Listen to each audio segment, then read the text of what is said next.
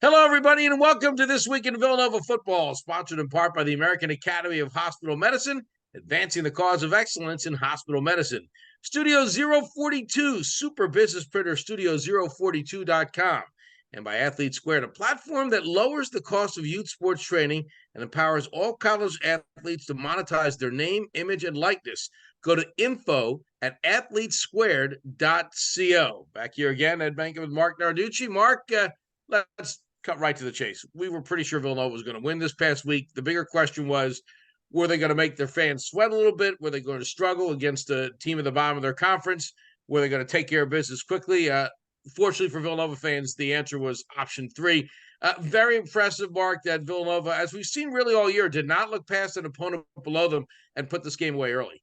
Yeah, no rust from the bye weekend or anything like that. Connor Watkins, the CAA co-offensive player of the week, threw 4 touchdown passes, and probably the most effective the passing game's been, Ed, and maybe that's a sign of things to come.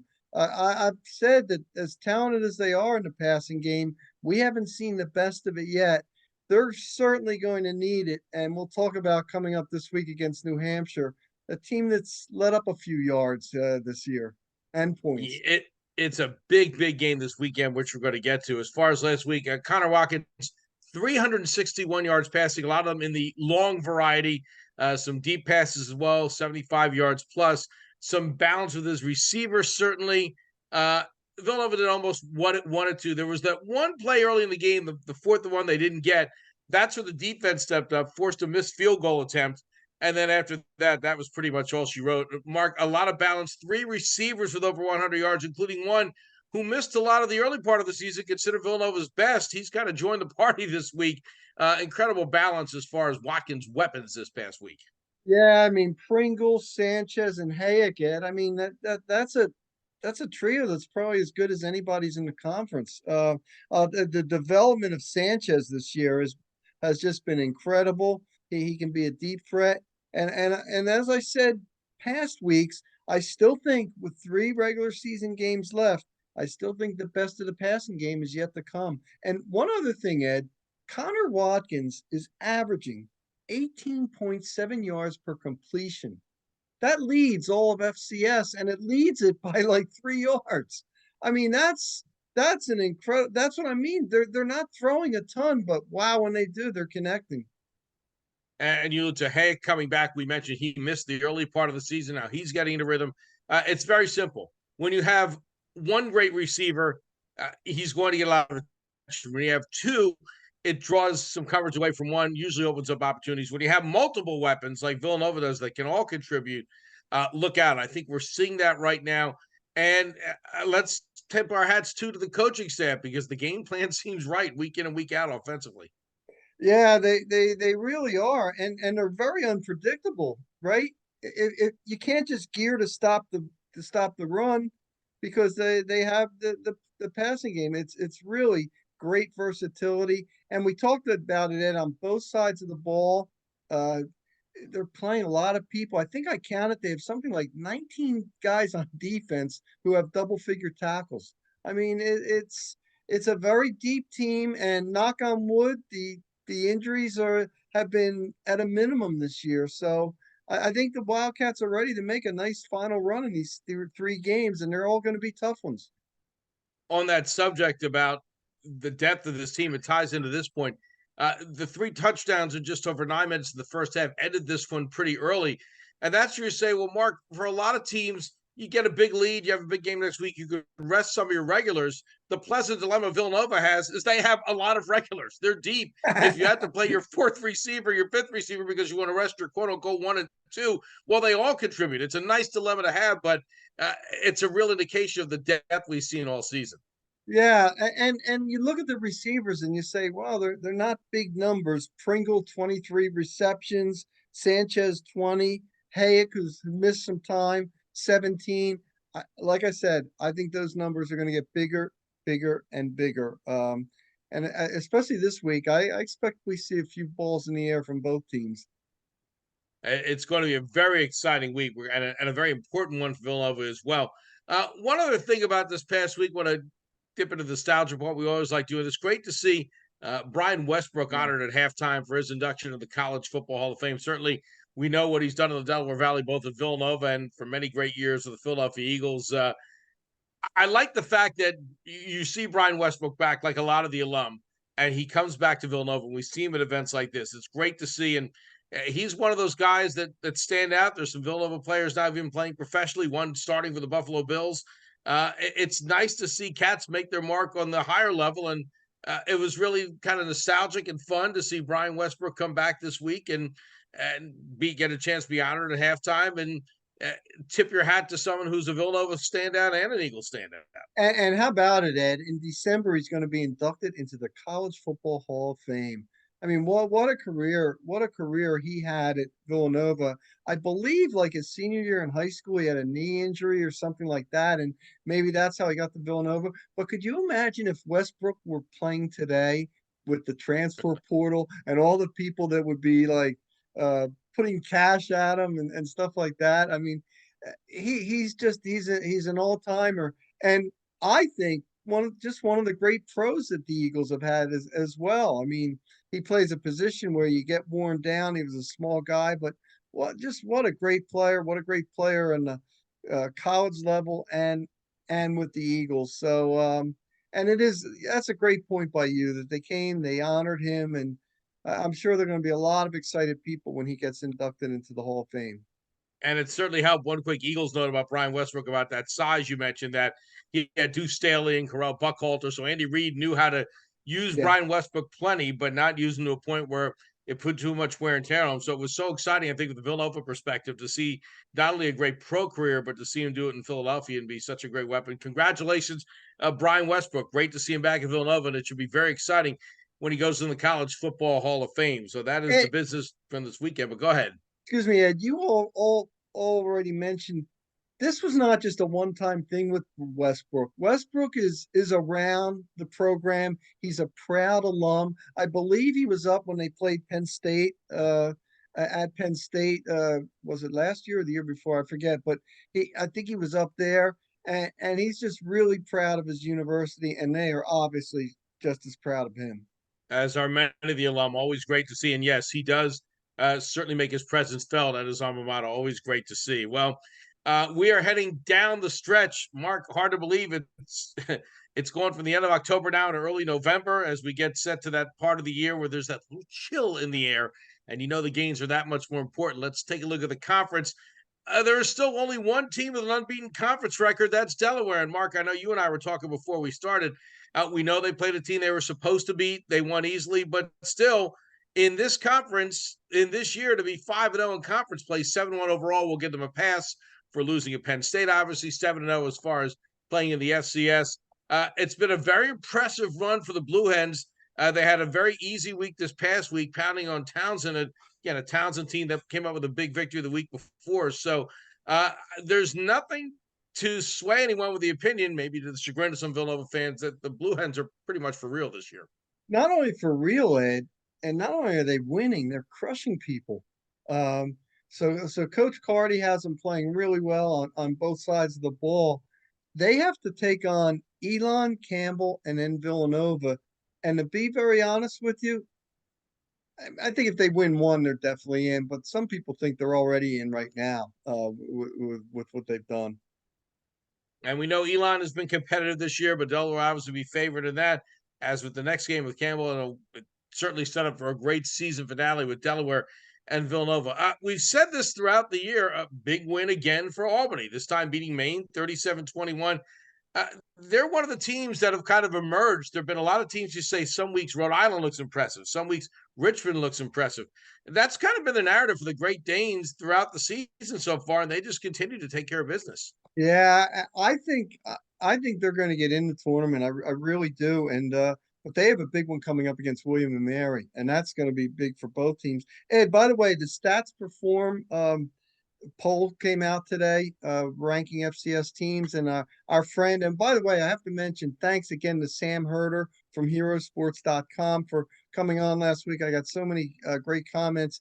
People were just very impressed with his overall depth and his knowledge and the way he communicated that. Well, Sam votes on this poll. Delaware is number 5.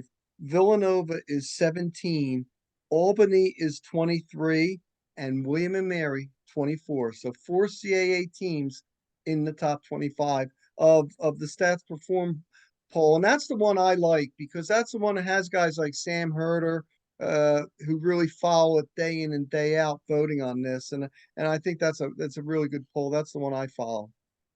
And it's certainly always great to read what Sam writes. We talked about it with him last week. He has Yeah, got the finger on the pulse of the yeah. FCS, if you will. It's a great read for Villanova fans, CAA fans in general. Really interesting to read about that. And back to the conference real fast, just to wrap it up. William and Mary with a win over Dartmouth, or rather Monmouth this past week. And then we're going to get to New Hampshire. We talked about their desperation. They lost to Rhode Island, and Rhode Island had a lot of these losses in these head-to-head matchups that dropped them to 3 losses in the conference, kind of left them out of the race. Then lo and behold, they come out and beat New Hampshire, give the Wildcats, yes, the other Wildcats, New Hampshire, their 3rd loss in conference play. So we're starting to see a little bit of separation. That was a critical loss for New Hampshire, and we'll get to how they're in dire straits. But Rhode Island, I think, maybe the most impressive win of the season. Yeah, that is it. And remember last week with Sam Herder saying there could be some 7-4 teams that don't get in the tournament. Well, Rhode Island's 5-4. They have NCA&T and Towson to finish up. They should win those games. They should be 7-4. They could be one of those teams that is sitting on the outside. So as we head down the stretch before we preview this weekend, conference records here: Delaware 5-0, Richmond 5-1, another win for the Spiders this week. We're saying that a lot. Then the Yeah. Cats at 4-1, the Great Danes at 4-1, Elon at 4-1. Of course, their one conference loss to Villanova, and William and Mary still hanging in there 3-2, but with 2 losses in this conference, it's getting late early, as they say, for William and Mary. So still, you look at the standings, Mark, and you've got 5 teams with 1 loss or less in the conference, and you mentioned all these teams Sam had ranked. It's no surprise. And I don't think a lot of this is going to get sorted out until the last week of the season. Well, how about William and Mary? They're 5-3 overall, 3-2. They're at Albany, Hampton, and then they end up with Richmond. Now, this is William and Mary team that was the preseason pick in the CAA. They are going to be fighting and clawing just to get in the tournament. It's going to be interesting to see. And of course, let's get to this big game this week. New Hampshire up next to Villanova on the road. The Wildcats versus the Wildcats. Those other Wildcats now amazingly 4-4 overall, though they sure don't look it. They look a lot better than that. 2-3 in the conference. Mark, all 4 of their conference losses were by 6 points or less, and that includes a loss to Delaware. This is a team that's been this close to having a much Yeah. different record and being where a lot of people thought they were at the beginning of the season. Ed, one of the things that's been tough for Coach Santos' team is their defense. They've lost 2 games where they've allowed 40 or more points, including one when they allowed 51 or when they scored 51. Uh, so they've lost 2 games when they've scored 40 or more points. It's just been tough, but man, they have an offense that can score. I believe they threw it 60 times. Their last game. I mean, this is a team that, I wouldn't be surprised if Villanova tries to pound the ball and take some clock off to keep that passing game off the field. So I wouldn't be surprised if, as much as I said, I don't think we've seen the best of Villanova's passing game. I think Villanova might try to say, okay, try to stop us with this great running game that we have, and let's see. Yeah, that's the advantage. We can run and throw as well as Villanova. You can try to play keep away a little bit for this great offense. Mark, you mentioned they're scoring points. They're still averaging 38 points per game. It's amazing, as you mentioned, they scoring 51 points one week and losing. And they have Max Brosberg, quarterback, 23 touchdown passes, 2,695 yards passing, only 1 interception. He is simply one of the best quarterbacks in the conference. Yeah, he's 6'2", he's 217. I was interested on the conference call today. I wanted to ask his coach about him. He says he can make every throw, and he gave he's a great character guy, better guy than he is a player. But the fact that he can make every throw at 6'2" and 217, and he has that kind of arm, it's going to put a lot of stress on the Villanova defense. And Ed, they have a running back named Dylan Lawby. He leads them in receiving. He leads them in rushing. I mean, you don't see that combination too many times. He's rushed for 536 yards, 4.1 average, and 7 TDs. He has 50 receptions, 603 yards, 6 touchdowns. So you're going to see him line up in the backfield. You're going to see him line up in the slot.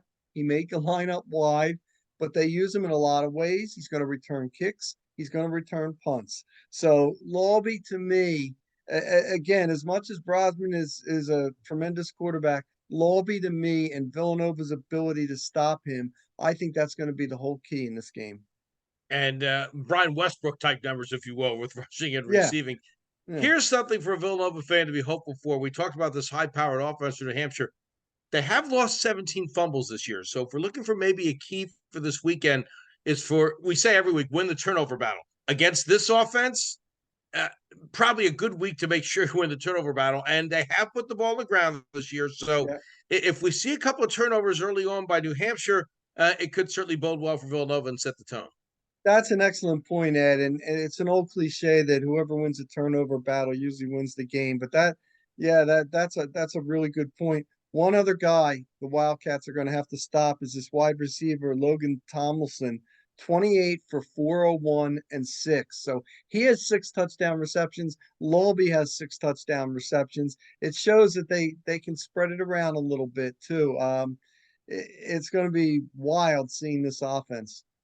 It's going to be a fun game. It's the kind of game, if you're a Villanova fan, you look forward to. Hey, the calendar turns to November. You've got a big game against a high-powered team to try to get you where you want to go. And Mark, despite their place in the standings, I would expect to see New Hampshire's best because, as you alluded to, they're going to be desperate. They're going to be home. And I know fans may be kind of looking at this from the outside saying, well, how good is New Hampshire if they're just 4-4? I know Mark Ferrante and his players and the rest of the staff are well aware of the challenge that lies ahead, especially on the road this weekend. Yeah, and I think you mentioned it too. I think they only lost by 4 to Delaware. I mean, no one's coming within that of the Blue Hens. So I think this is going to be. And remember, Ed, preseason, we talked about William and Mary being the favorite in the CAA. I think New Hampshire was number 2. So if New Hampshire sweeps its final 3 games, including this week against Villanova, the Wildcats will be 7-4. Who knows? And but they have to. They have zero margin for error if they want to play or participate in the FCS tournament. And Mark, I wouldn't say Villanova has zero margin for error, but as Sam talked about this week, uh, he gave reasons why this game is pretty big. We know what it means in the conference, but it makes perfect sense what Sam said. Villanova expected to win last week. They did. They're expected to be Townsend a week. That leaves New Hampshire and Delaware on the schedule. Sam, and I agree with him, said they're going to have to win one of these games to probably be sure they're going to get in, Yeah. along with the 2 they're supposed to win. They took care of business with the first one. So if you lose this week, then you may have to beat Delaware to get to the playoffs. A very difficult task as well. So this game has conference implications, but also I think real playoff implications for Villanova. I don't think there's any question, Ed. I think Villanova has to go 2-1 to get in the playoffs. Can they go 1-2 and still get in? Maybe. But they're just, and Sam Herder alluded to this last week. There are just too many teams out there that are going to hit that 7-win level. So I almost think this is a must game for Villanova because if you win, not only do you win, but you knock New Hampshire out. That's it. They're out of there. So it's going to be such a big challenge. It's not exact. It's not like New Hampshire's next door. That's a tough bus ride up there. But still, I think it's a must win for the Wildcats. The Wildcats of Villanova, that is. And I think they're up to the challenge. I really do. But it's going to be a big game for them. I don't want to say it's their season, but it's pretty darn close. And one last note, Mark, you said, which makes sense, if they lose, they're going to need some help. With so many teams in their conference, let alone some teams out of the conference, it's going to be hard to get that help because of the balance this year. Because then you start saying, well, maybe this team will lose and this team will lose. That list is going to be a lot longer because there's so much balance in both this conference and some of the teams they'd be on the bubble with if they lose this one. And I'll read them off, but there are 6 teams with 2 losses or fewer in the CAA. Delaware, you mentioned, 5-0. Richmond, which has been one of the real surprise teams, is 5-1. Villanova, Albany, and Elon are 4-1, and William and Mary is 3-2, and Rhode Island, who is nationally ranked, is 3-3. So it's a tough conference. There's a lot going on, and there's not much that separates these. So you've got to be able to beat the contenders, and that's why I think it's a must win this week for Villanova. Well, welcome to the stretch drive Saturday at 1, Villanova, New Hampshire, Cats versus Cats, an announcer's nightmare, but certainly fun for the fans to watch with the same nickname. Mark, it should be a great game this week. We will be back next week to break it down. We'll look ahead to the game coming up after that against Townsend. There'll be just 2 games left of the regular season schedule after this week, but this third to last one, certainly a big one. Mark, looking forward to the game this weekend and certainly looking forward to analyzing it next week with you. Absolutely. Ed, one other thing, we're talking about playoffs and this and that. If Villanova wins this week, they're still in the running to win the CAA, especially when you end the season with Delaware. So there's just so much at stake this week. It should be exciting, and look forward to talking to you next week about it here.